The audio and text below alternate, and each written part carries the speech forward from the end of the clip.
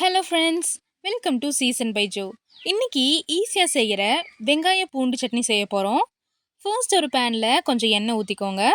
எண்ணெய் காஞ்சதும் உளுந்து, கடுகு, சீரகம், சோம்பு போட்டு நல்லா பொரியட்டும். என் ஃப்ரெண்ட்ஸ் கான்ஃபரன்ஸில் இருந்தாங்க, பேசிட்டே லைட்டாக கரிஞ்சிருச்சு. என்ன மாதிரியே யாரெல்லாம் கால் பேசிட்டே ஆர் மியூசிக் கேட்டுகிட்டே குக் பண்ணுவீங்கன்னு கமெண்ட்டில் சொல்லுங்கள். இப்போ கொஞ்சம் பூண்டு சேர்த்து ஒரு நிமிஷம் நல்லா வதக்கலாம். வாசனை இப்போவே செம்மையாக இருக்குது. அடுத்த ஹீரோ நம்ம வெங்காயம்.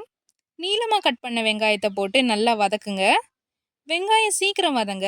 கொஞ்சம் உப்பு சேர்த்து ஒரு மிக்ஸ் பண்ணுங்க.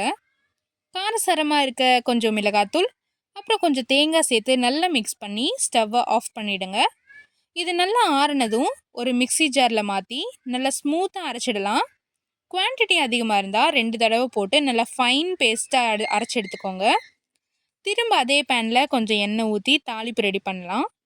கடுகு, உளுந்து போட்டு நல்லா பொரிய விடுங்க.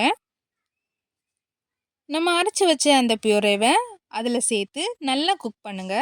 அவ்வளோதான், நம்ம வெங்காய பூண்டு சட்னி ரெடி. பாய்.